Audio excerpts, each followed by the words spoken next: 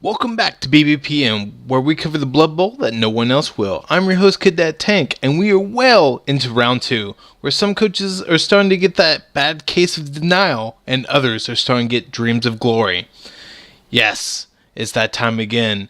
We're getting close to the end and the start of the playoffs. So, we have the usual 5 divisions. The Hooligan division should be starting soon for the tournament.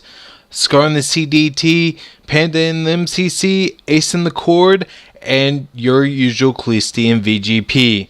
Alright, so with my corner still cleared, we don't have to worry about that mess anymore. We can get straight into Cleasty in the VGP.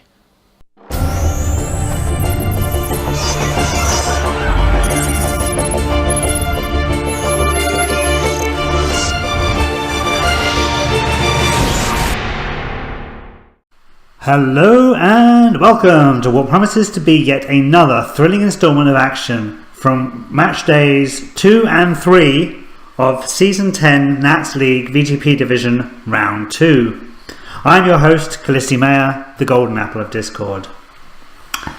So, follow up from last week's episode, we've now played in VGP Division, we've now just played match days 2 and 3. Match day 3 was just completed.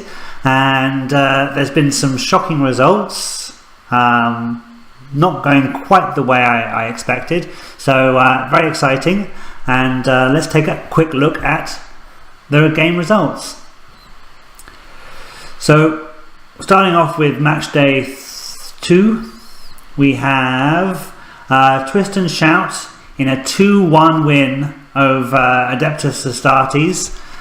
So that's Splinter's Pro Elf team showing those plebby average humans of Cadet Tank what's what, and giving them a proper showing of elven prowess.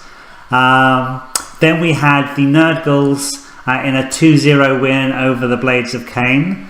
So obviously Storm's Nerdgul team now is coming into its own and is able to show Hikaru 2000's Dark Elf team why he is last season's champion and why the Nurgle team is a team to be feared, especially if you're a Parsi elf who likes to rely on the passing game. I'm not sure if Hikaru 2000 is one of those, but definitely the Nurgle team definitely gave them a good seeing to. Then we had the Horus Heretics in a 1-1 draw with the Mean Green Dream. So I think my predictions for last week were I'm not quite sure what I predicted for the Twist and Shout versus Adeptus Astartes game, but that probably might be in line with what I was expecting. The Nerdgulls versus the Blades of Cain, I did predict this to be a Nurgle win. No, actually I predicted the Dark Elves. So completely went the opposite way from what I was predicting.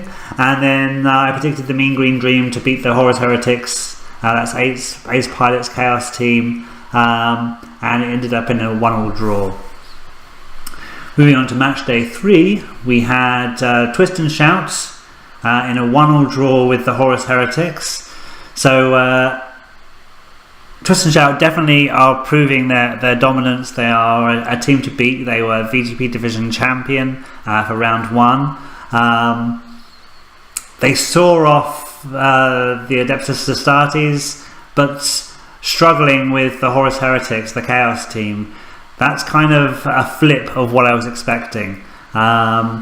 Definitely I was expecting Cadet Tank to be offer more of a challenge, and Ace Pilot, who is really just seeing this Chaos team languish due to sort of Chaos being a bad team to start playing with, and he's really proving me wrong. He's getting the draws and probably looking okay now for qualifying for the playoffs. The Mean Green Dream beat the Nurgles in a 2-0 win. So obviously the Orc team there was was too much of a challenge for the Nurgle team. The Nurgle team may be on the rise. Storm may be sort of about to come into his own, but he's still not quite able to handle those bashy orcs just yet. And then we had the Blades of Cain in a 3-1 win over the Adeptus Astartes. So both my predictions for weeks or days 2 and 3 are just been turned on their head. Like it's I didn't predict any of this. I didn't expect any of this. So yep, the Dark Elf team is definitely gave the Adeptus Astartes a good seeing to, and that may be Cadet's Tank's weakness. He may have a weakness against with the humans against elves, because he lost to me in round 1. I was predicting him to win the division. He lost to Twist and Shout. Now he's lost to the Dark Elf team. I think that might indicate a weakness in his game. He managed to beat and do well against more bashier teams or more hybrid teams, but it looks like the elf teams are his Achilles heel. So let's take a quick look at the leaderboard, and then we're going to take a quick look at the teams. Very, very brief look at the teams. So topping the tables right now, and we just moved on to match day 4, so I know that no games have been played. So this is at the end of match day 3. We have the Mean Green Dream and Twist and Shout both sitting on 1 win and 2 draws. We have the Blades of Cain on 1-1 and 1, sharing that with the Nurgles, Storm's team, on 1 win, 1 draw, 1 loss. And then we have the Adeptus Astartes, 1 win, 2 losses, and the Horus Heretics on 2 draws and 1 loss. So Ace Pilot's failure to sort of convert those draws into wins is costing him, because whilst the best performing teams aren't doing that well, there's 1 win and 2 draws, they're still 3 points ahead of the Horus Heretics. So it's actually quite a close race with 2 games left to play. You could still could well see Ace Pilot making it to the playoffs if he wins these 2 remaining games. Same thing for Cadet Tank. I mean, he's only 2 points behind the leaders, and then we've got the Nurgles and the Blades of Cain are just 1 point behind the leaders. So this is still anybody's game. It's more Splinter and Laser Dentist's game than it is anybody else's, but Ace Pilot still could qualify. It's still not out of contention just yet. Mathematically he can qualify. Realistically, not so sure. Then we have, let's take a quick look at the team development, or just team devastation. So looking at the Horus Heretics, remember they got 2 draws. Let's see if going into these crucial last two games whether they've got anybody out. No, and he's got some nice development. I mean, I know that Chaos is a slow team to get up to speed, but he's got guard on one piece of the Chaos Warriors. He's got block and blodge, and then mighty blow on another one. He's got this Beastman with a Niggle, I would imagine, and block, and then he's got his ball carrying Beastman. He's got receiving Bullhawk, utility player with an agility up that has got mighty blow and tackle. That's a good piece as well. And then we've got Typhus with the kick skill. So not a huge amount of development, but the development he does have is pretty nice. It's a pretty good solid choices he's made. Then we look at the Nurgles. So I've been saying how they might be coming into their own. Let's see if the team development's matching that statement. So we have the 3 Nurgle Warriors with block, good, safe, solid. This is going to be now a nice wall. We have the Beast of Nurgle, who's, for a Beast of Nurgle, is going great guns. He's got guard and stand firm. So good luck shifting him. If he decides he takes a liking to you and wants to give you licks and wag his tail like a good puppy, he's going to stick to you like glue, and you're not going to get rid of him. And then we have 2 Pestigors, both with block, one with claw, one with sure hands. I might have gone for Mighty Blow ahead of claw. Mighty Blow is definitely more value. Claw only works on AV8 and up teams. Mighty Blow is going to be a +1 to the armor rolls and the injury rolls. So just doing all the math, it actually works out to be better to go Mighty Blow right ahead of claw.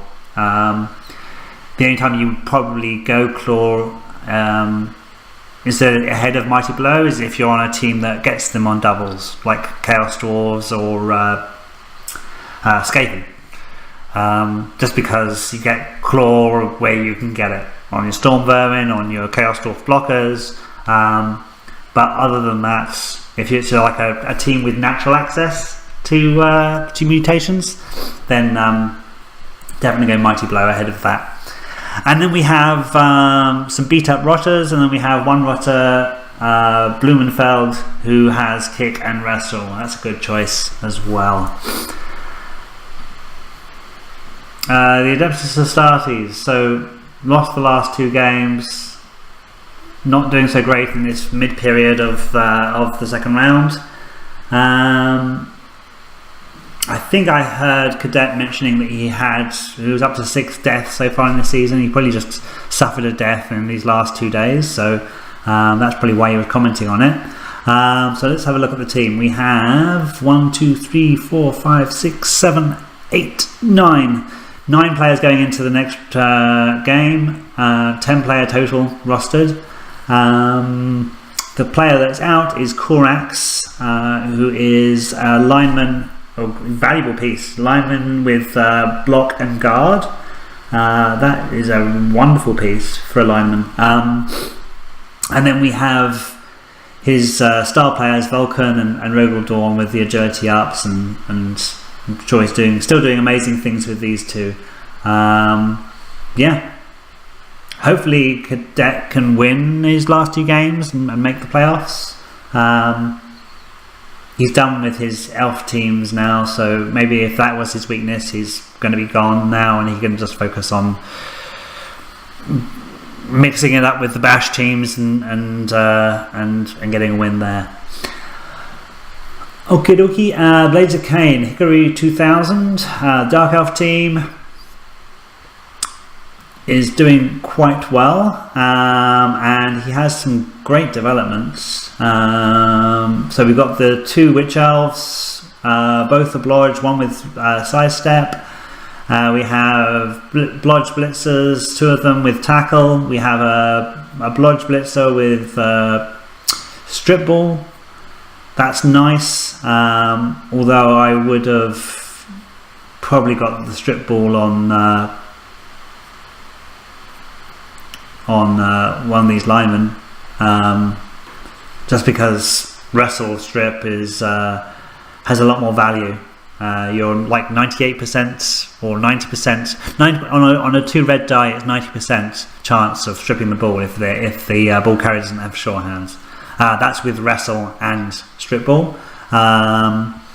With block, it's not as high if the ball carrier has block themselves. Yeah, and then we've got is that Sneaky Git? Interesting choice. Okay, so this is his fouling piece. Who? Yeah, he has Sneaky Git. Interesting. I would have gone for Dirty Player, but whatever. And then we have wrestle and pieces, and we have a kick piece, and 14 rerolls, which is quite interesting. I think you might want to. You have a very high team value as well, so you're going to be giving up inducements. I would probably dump some of these team rerolls. there's a lot of things now that your team is going to be doing that they're going to automatically get reroll. Dodging, for instance, you're going to get a reroll, built-in reroll for that. Do you have rerolls for passing? No, you don't. But yeah, I still wouldn't have 4. I'd be down to 3 at most, possibly even down to 2 if you really want to be sort of slashing your TV. Okay, the Mean Green Dream Laser Dentist is the coach, and this is one of the other Orc teams that I'm not playing in round 2, and probably one of the scariest Orc teams. So let's have a look. We have 3 Black Orcs with block. We have the Blitzers. 3 of them have guard. 1 has Mighty Blow. We have a Blodge Guard Shorehand as Blitzer. We also have the one with Mighty Blow has Piling On and Tackle, and then we have a Goblin to pair with the Troll.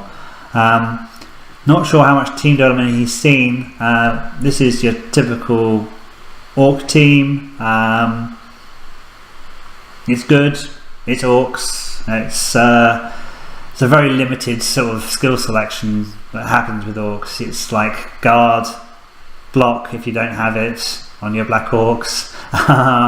Your Blitzers already come with it, and then Mighty Blow, and then if you get any other skills after that, then that's a bonus. But those are pretty much. I mean, I'm quite used to seeing Orc teams where it's literally just all block, all guard, all Mighty Blow, and then they start moving on to all Piling On and all Tackle.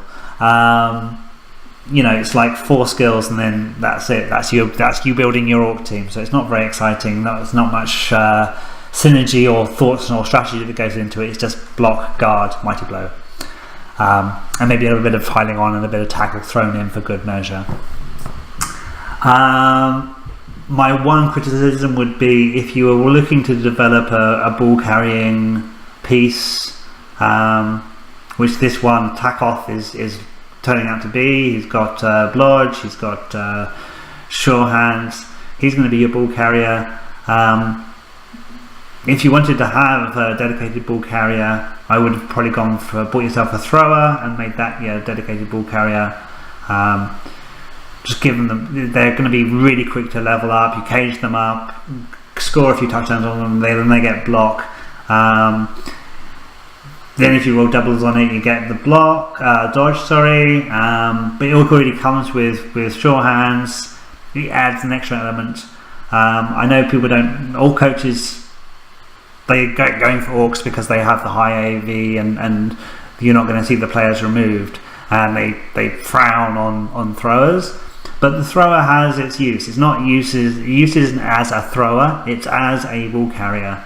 With that sure hand, it means that you're going to be protected from strip ball. It's a good piece to pick up the ball with on an AG3, and the lower AV isn't that important when he's inside a cage with full of guard, block, Black Orcs or Blitzers.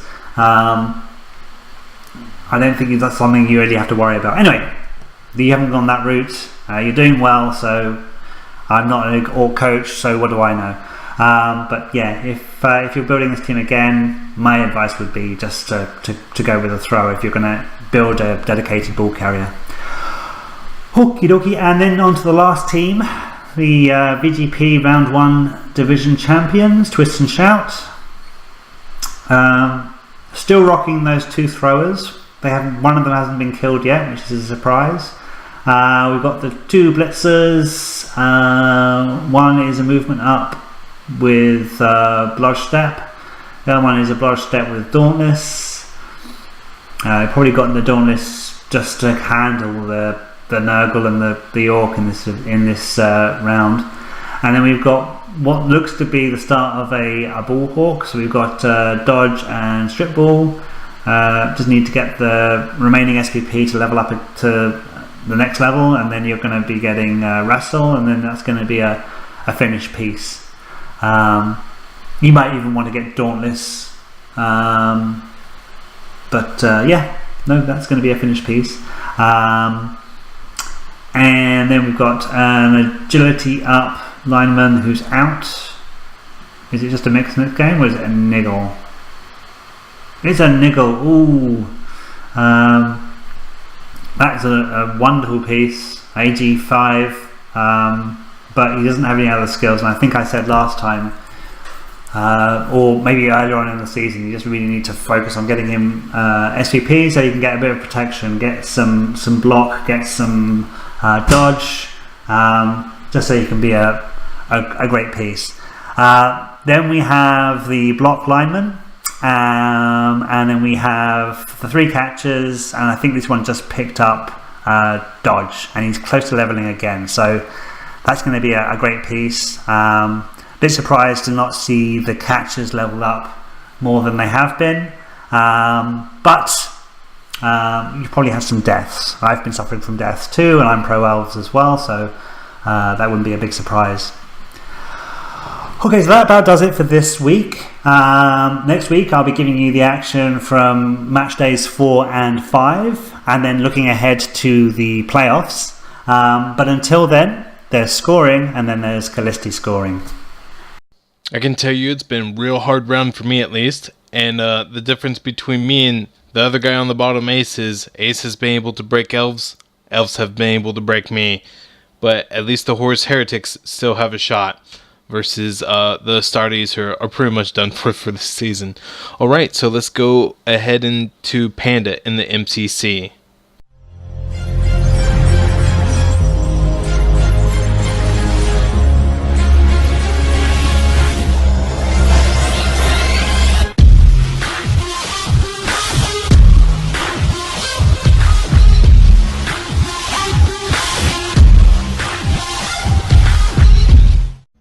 Good morning, ghouls and goblins. Panda, coming at you with some more MCC coverage. This is in no way a official paid endorsement, but I am now enjoying some delicious McMurdy's Squig Cola. It'll cure what ails you. So,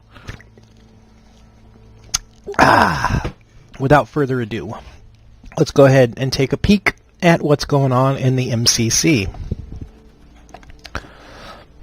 So, some of the more clever kids may notice this down in the bottom left corner here.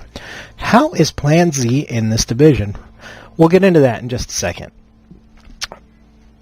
However, I do want to take a moment to bring something up that's very near and dear to most of our hearts. Salt and rage in Blood Bowl. Yes, we've all felt it. We've all been boned by it.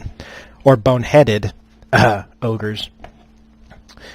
But I think it's important. Talk about commitments as well. I get it. Stuff comes up. Family emergencies. What have you. There's many, many reasons to drop from a league. However, I don't agree with getting so upset with the game that you just decide to quit because it's not fun anymore. I literally won a single game with ogres. I almost won the rest. I also had a Chorp season where I almost won every single game, and I don't believe I picked up any wins at all. And yet we powered through. I get it. It sucks. It sucks to get crippled. It sucks. But, it's just something we got to stick with. And with that out of the way, let's get into some official coverage. So, let's take a crack at the MCC and see who's playing. As you can see, we're still waiting on Tsarin with the pink axes. He can no longer be my boy, as I am now in his division, and we finally get to play. But him versus King of the Rings. So that's one game waiting to go. We're going to take a look at the teams, and we're going to offer prediction, just because, Tassy Poo, I love you. I believe there's been 2 match days since the last sort of coverage going on. So let's take a peek. Let's look at some teams here. If we got any development. No, he picked up Mighty Blow and Tackle, looks like. on the blitzers. Still fairly standard. The Abomination Orc is still there. Yeah, pretty standard Orc build. And where is McMackey? Look at that TV. What happened here, McMackey? What happened here? Oh, good lord. Somebody beat these guys up. 2 guard blockers down. Break tackle block both centaur down, so he's going to have 3. He's got 13 players, so he'll have 2 loner hobos. That sucks. So, yeah.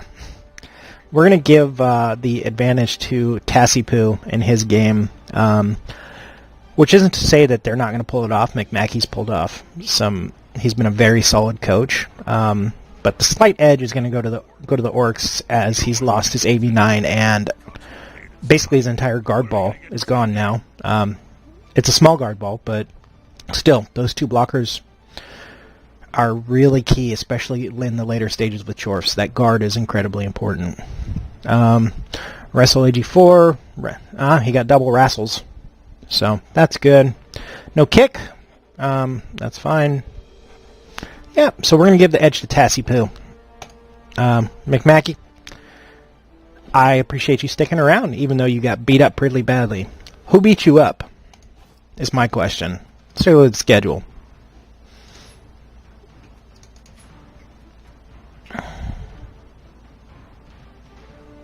King of the Rings. Oh, it was Finn. Good job, Finn. You really hurt him. Hurt him bad. Oh, and the Tomb Guardian got MVP. Alright, so we'd already looked at 2 of the teams. Let's take a crack at Superfed, see what's going on. He's pushing 1,500. Mighty Blow Tackle on 1 bowl. Second bowl is about to pick up his second skill. He's got the guard ball going with Mighty Blow. He's got a Nickeled Gobbo with Blodge. Double Dirty Player, which is my personal favorite setup on any Bashy team. Double Dirty Player. Roll the dice and hope for the best. But I love it. It's great. Only thing I don't like, kick. I would have liked kick on this guy instead, but Superfed's better than I am. And by better, I mean he officially wins more games than I do, so it's all good. Team looks good. I like it. He's got a niggle on the Habbo. I believe we covered that last time. Well, I wasn't supposed to click there, but it happens. Yeah, team looks solid. I can almost guarantee that Superfed will be through to the playoffs. Let's see. We looked at Finn real quick. No, let's take a peek at Finn. This is a skilled up chem team.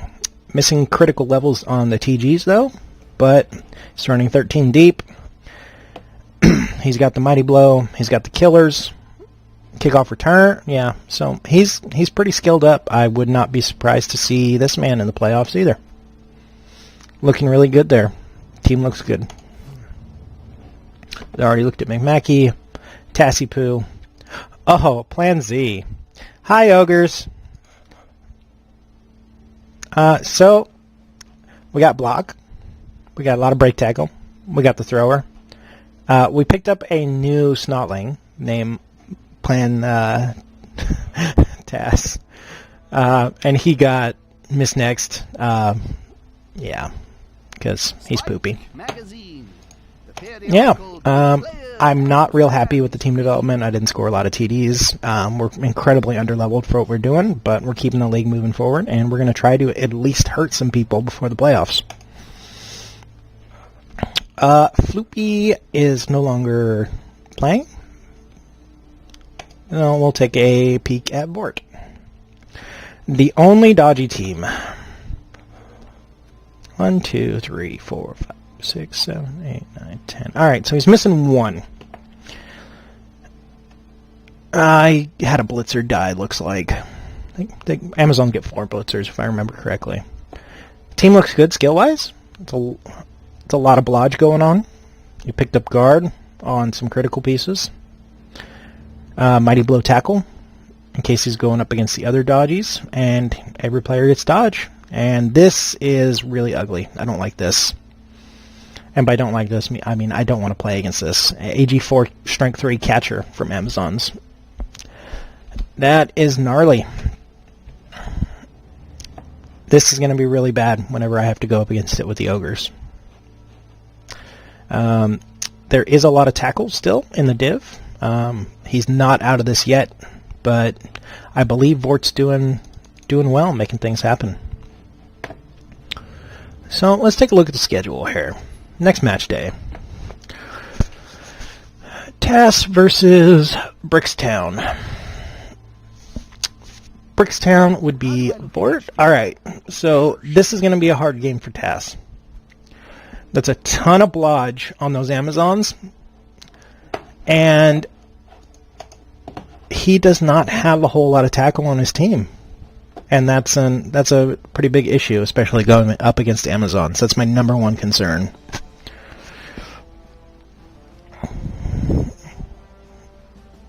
Yep.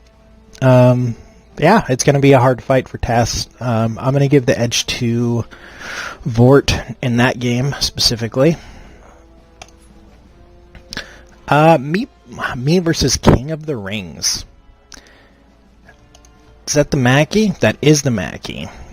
So, he will be back at full strength and coming for me. So, that's going to be a difficult game for the ogres.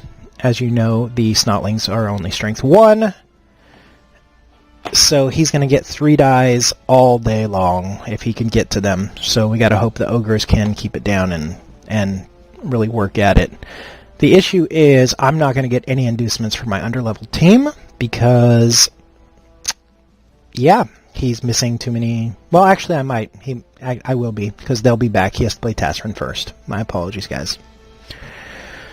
So it's going to be interesting. Chainsaw I don't think would be a proper one. Maybe we'll look at Brick or a Wizard and see what we can have happen.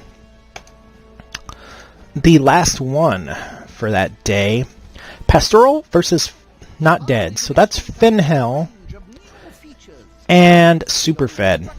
This is going to be a Bash Fiesta, and it's probably going to be a game to watch. There's going to be very little inducements between the two teams. It's basically going to come down to coach skill and Nuffle. So this is going to be a pretty close game, and I'm excited to see what's going to happen. I'm going to give the edge to Superfed. He's got the guard ball going. He's got the mighty blow piece. Just one. Sorry, it's too early for Panda. Yeah, so he's got double mighty blow and he's got the guard ball. Finhell, however, as we referenced before, he's got single guard, but he does have the piling on Sands, so piling on mighty blow. If he can get to the Hobgoblins, he can win this game. The issue is how incredibly slow this team is. So, yeah, it's going to be rough. Chorfs are slow. Kimri's a lot slower. And, yeah, that's pretty much it. I'm going to give the slight edge to Superfed in that game. So, with that being said, and my little tirade at the beginning, I want to say thank you all. I'm glad to fill in, and I hope you all have a wonderful, wonderful week. And remember, pandas never lose. We only win less. You get them, Panda! Tell them, Salty Blood Bowl players. Tell them! And welcome to round 2. I honestly didn't think we would get to this point where you would make it. But hey, you did. So congrats there, I guess. Maybe you'll pick up your second win for the season. I'm rooting for you. Alright, so let's go over to Ace in the Court Division.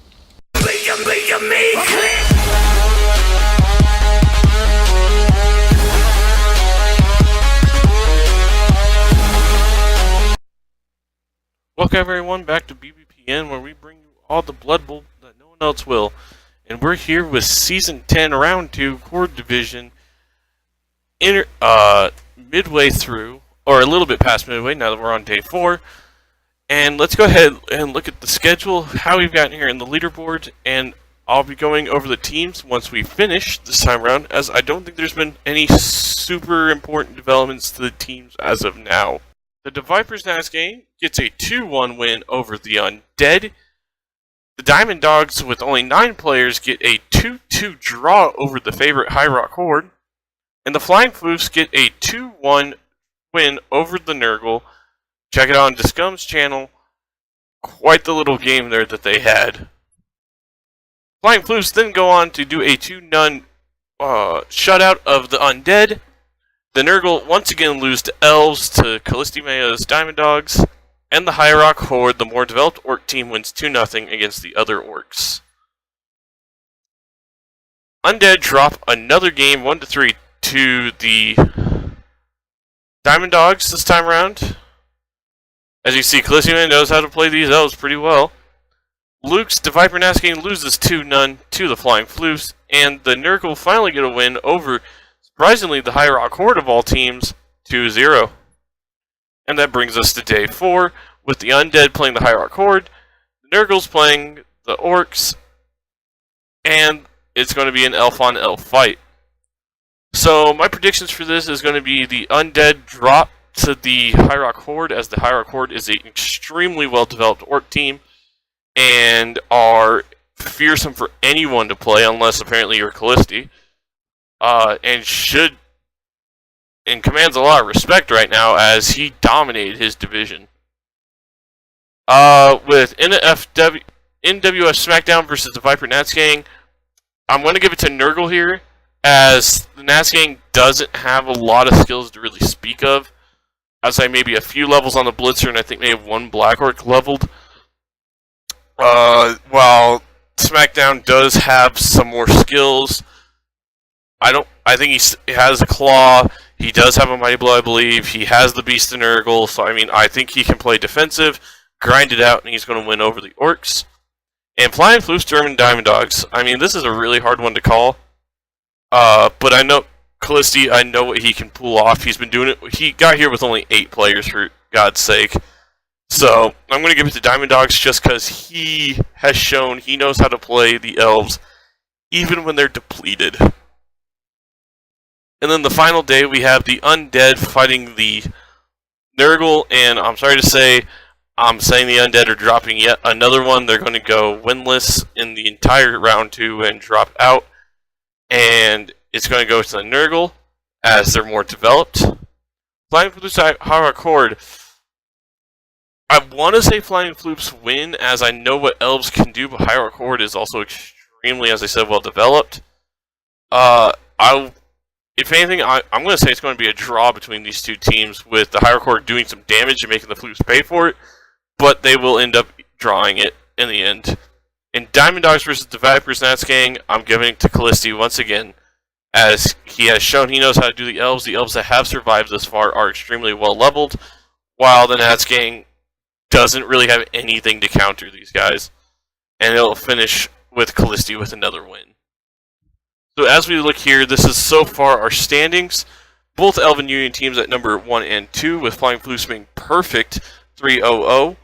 The Elven Union, Diamond Dogs from Callisti going 2-1-0, which I believe that as I said, I predict that's going to go to 3-1-0 and take over Flying Floofs' place.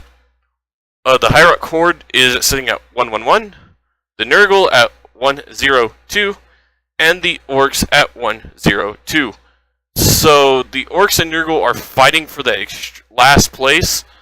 And these guys are fighting for it. I mean, if I remember correctly, 4 is the last playoff position that we have. And as you see here, this is going to decide basically who gets number 4.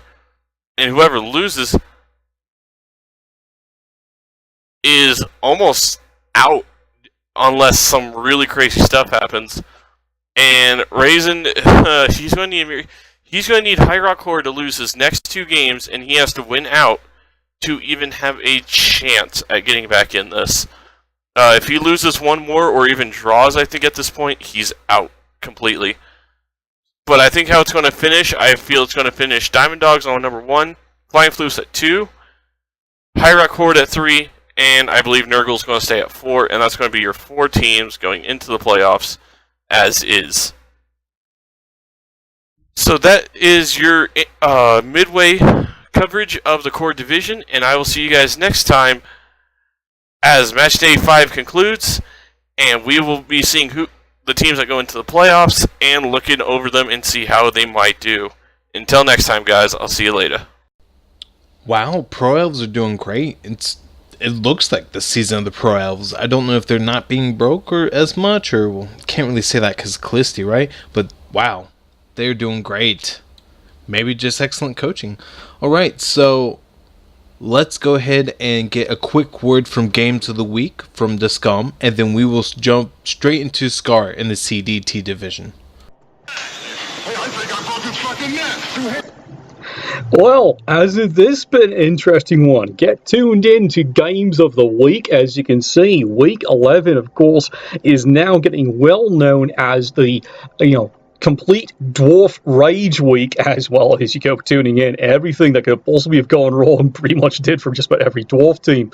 So, tune in, give a like, enjoy, and you'll also see some of the crazy excitement that's also come out of the Hooligan division, plus all the other divisions. Oh, it's just been a great day, hasn't it? I think he broke his fucking neck. I told you I broke his fucking neck. That's what I love to hear. Nuffle, bless your dice.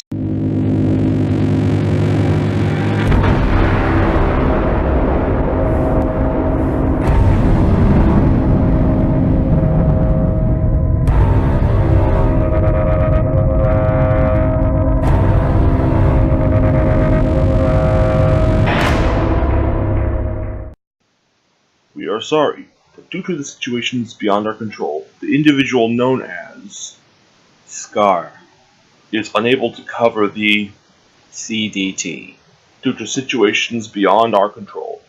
Such reasons could include, but are not limited to, union disputes, magical malfunction, Skaven attack, unexpected kidnapping, demonic invasion, super demonic invasion, or plague outbreak.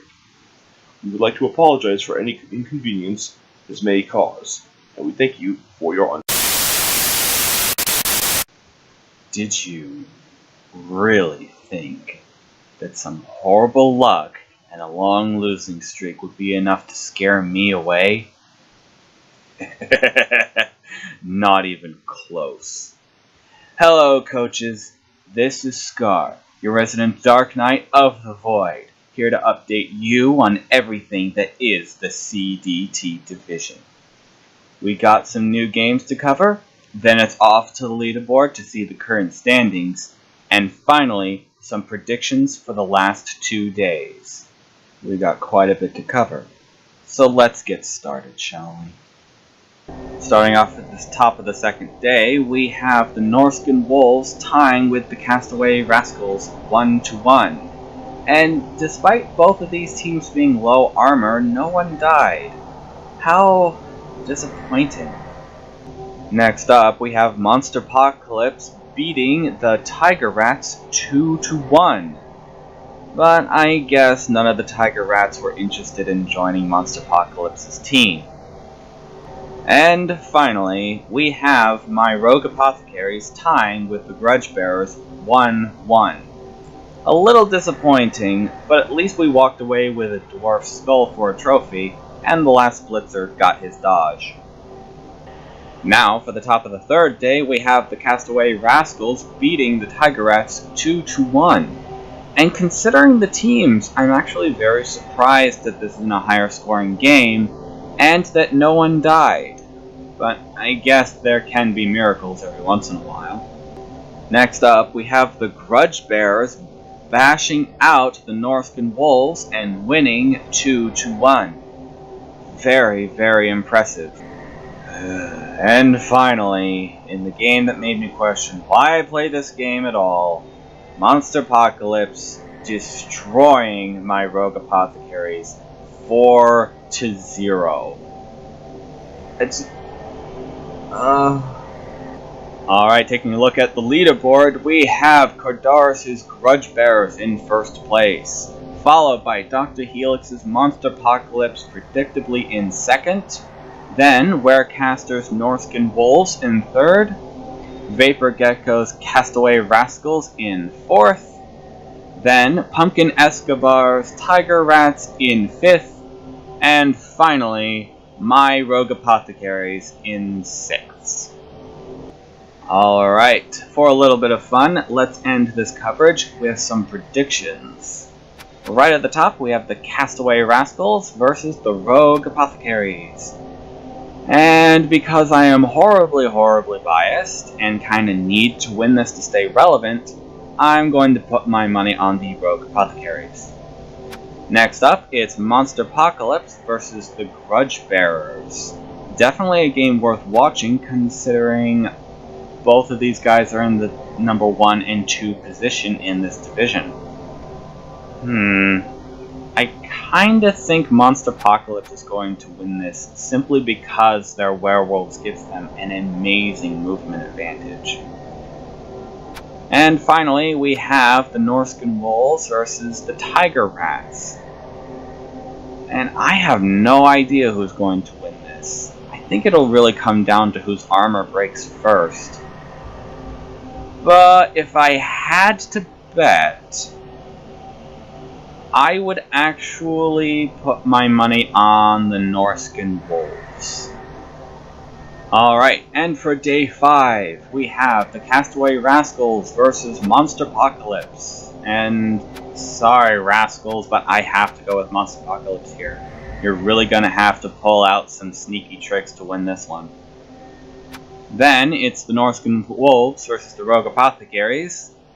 Let's see. Yep, still horribly biased, still going with the Rogue Apothecaries. And finally, we have the Tiger Rats versus the Grudge Bearers. This should not be much of a competition. The Grudge Bearers have a major advantage here. But we have had upsets before. Well, that's all for your update on the CBT. No team has completely run away with this division, so it's not clear who's going to make it into the finals yet. My doctors definitely have their work cut out for them, but I'm not giving up yet. And even if my team is eliminated, they'll still get their revenge. Because every time your supposed team apothecary gives you a result worse than the initial injury, that's my team posing as your doctor.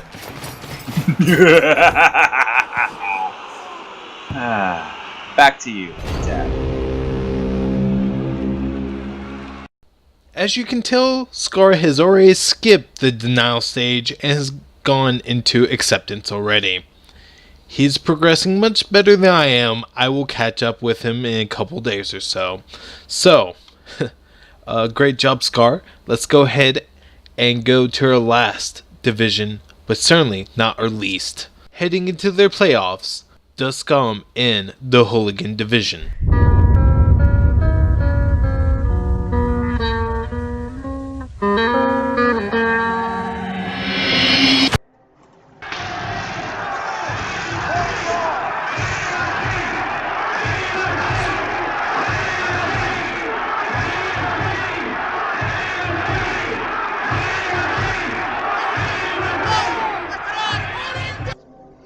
So, here we go. Hooligan division. You're going to get a little bit of a peek in what happened both round 2 and round 3, weeks 11 and 12. Boy, did we have some crazy surprises for you this time. So, as we remember, the predictions were going in. Round 2, we had, of course, the Dwarves versus the Amazons and the Kislev facing the Ogres. As predicted, Kislev thought that they were going to find a way to beat the Ogres, while it was thought that the Dwarves should have gone in and had an easy win against the Amazons. So let's see how that actually turned out, don't we? And yeah, you can see it right there as we pop in. Yeah, there you go. There's the aura now. Let's look at the one that actually went right on the prediction there. 3-1 final results there. Kislev found a way to actually score, get in there, and actually make a couple of good points there. However, As was noted, congratulations, finally, it took 11 games, Kislev finally suffered their first death of the season. Absolutely brutal game, it's quite the comedy. Both teams show epic failure, including the Kislev found a way to triple skull right into a more bigger failure. Go figure, that's how fun that really was. And then let's look at what happened in game 2. This is the big surprise, let's reveal it. Yeah, there you go. 1-0. It was the Dwarf Rage Week that week, and they were affected by it. Agents of Dwarf tumbled down 1-0 to an example of just how exceptional this coach really is for the Marvel Heroines, and they come away with the crazy victory. So, you're all waiting to find out what actually happened in the next week. Cast will be coming up shortly. Okay, are you ready for it? So let's take a look here. There was, of course, the crazy game here. The Dwarves versus the Ogres. A real battle royale. And here's the big reveal. They didn't get bloody anywhere, did they? 0-0. It's absolutely crazy. Both teams going at it. Tooth, nails, boots, the mother's panties, everything being thrown in there. Old stale crisps. And they can't get anywhere. They can't score. And it's not from lack of trying by either team. It was absolutely crazy. The cast is going to be a blast on that one. All right. Are you ready for it? Here's the crazy one that no one predicted there. The Amazons versus the Kislev. Here we go, lads. You got it. 4-0. Absolutely one of the most insane games seen in the Hooligan division. But what do you expect? It's the Hooligan division. You can even see here 3 passes, and they get a touchdown belly. Only 8 armor breaks, so it's not. But you're gonna have to watch the cast to figure out what actually happened, lads, because it absolutely was insanity. By the first half, both coaches knew they were seeing history in the making of just how crazy a game it was turning out to be. So, final results, looking at the standings here to determine, you can see there, it's almost a complete reverse of the predictions by the BBPN. The Kislev end up number 1 seed, Amazons number 2, Dwarfs number 3, and the Ogres, what they've got some honorary store, they end up bottom seed. So that means for the coming up playoff round in the Hooligan division, it's going to be Kislev once again against the Ogres, and the Amazons once again get the Dwarves. So let's look at the teams of what's going to be facing all this year. Let's start off with the bottom here. Let's look at this poor Ogre team. Now you can see what's going on. Finally they have staffing. They also finally have 3 rerolls. So at last the team is finally getting it together, maybe just in time, because they're going to be facing the Kislev team. As you can see here, every Ogre's got a skill up. They've got good solid skills. They can definitely prove they can hit. And they've got the 2 key snotlings alive. And finally, absolutely finally, they have bodies. This has been the biggest problem this team has had pretty much all season. They've been reduced to having almost no reserves. So here they are, finally going into a game with reserves, 1570 TV. It's going to be a crazy one. Then it's the Agents of Dwarf. Agents of Dwarf. This has been the team that has suffered casualty after casualty all season. So how have they shaped up? How have the games shaped them? You can now see the craziness that's gone on. The runners still have yet to get a skill point. These are the 2 replacement runners. You can see here by the numbering system he uses, not 1 but 2 deaths. He's had a death there. He's had a long bit he's had killed out right here. So the Troll Slayers, they also got killed during the season. He's got the one finally coming back. And of course, this is the guy who's got such a tired, sore back because he's carrying the team. AG4, it's a Blitzer Speed 5. This is going to be the crazy matchup because, as we know, as was predicted by this caster here, it was the team everyone thought it was going to win, especially this caster. And they just ran into one hell of a day. As I said, you have to watch the game of the week, see how crazy that got. Look at this team. It is wonderfully developed. They're suffering. They're going to be missing one of the really good line women, but maybe that's not quite a bad thing. They're coming in here, solid roster. They got the 3 rerolls, but incredibly enough, they've got well-developed team. They've got the 2 Dauntlesses, which don't matter in this one here. They've got the AG increase here, the 1 Blitzer. That might become critical on this team. They've got the 1 strength increase line woman here. They've got plenty of blodge. It's going to be absolutely crazy. But if you look at the match of the TV, crazy as it sounds here, they actually have got TV up on the Dwarves. Now, let's see what the Dwarves are going in here. 140k in the bank. Guaranteed they're going to bring that in with them. But look what they've saved. The Amazons have saved up. They know this is a game they've got to use it on. They're going to spend the money. So that's going to be absolutely the craziest thing. Now, let's look at the crazy team not predicted. That was supposed to be bottom of the stack. There they are. It's the Kislev team. And look what they're coming in with. Absolute craziness here. What's the big difference this team had that it did not have at the start of the season? You see it here now. 4 blitzers. That has been the big difference this team has now got. They're going to be missing a critical, it looks like, wrestle lineman for the next game. They do still have a World of Hurt coming here. They've got the movement decrease here. Not that it really matters. They've got the still crippled catcher. They're keeping the lineup there. That might be a real liability. We'll see what happens. And they've also got the injured lineman, but he's got guard, so that's why he's not gotten rid of them. That might also be a liability. And, of course, then he's got this magnificent bear that's actually got the 2 useful skills. And this is where all the money is. If this player goes down, that's it. And the drive is probably over for the Kislev. The dream is gone. So, 1530 versus 1570. So the Kislev are going to end up with some kind of incentive here. No money left. There's just nothing left. Kislev sitting on 60k. So that means they're probably going to have an inducement or 2. What they're going to buy, that's anyone's guess at this point here. Maybe something so they can get the KOs back. Or maybe they'll gamble, keep the money, and see what actually happens. Or maybe they'll just spend a wee bit of money and see what happens, because it's anyone's game. These ones now, they've actually got the players, they've got the coach, could actually win this game. It's completely believable they can actually win this game any given Sunday. As for this matchup here, Amazons, it's a phenomenal team. The coach is definitely proved, but his question is, as interviewed, can the coach win it again? Can he pull off the same thing? Big Gun has told his players, that's it. It's straight to the top pit to the other dwarf team if they lose it. So we'll see how the week goes out. Nuffle, bless your dice, lads. Nice job, Discum. I'm ready to see the craziness to start off this week for the Hooligan division in the tournament. See who makes that 16th spot. Okay, everybody, so that is it for BBPN this week.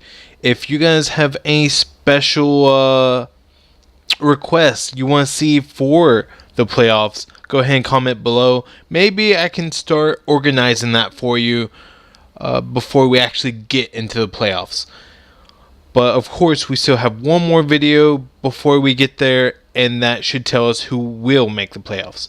Alright, this is Cadet Tank saying, sometimes I win, sometimes I lose, but never bet against me. Unless it's round 2 this season.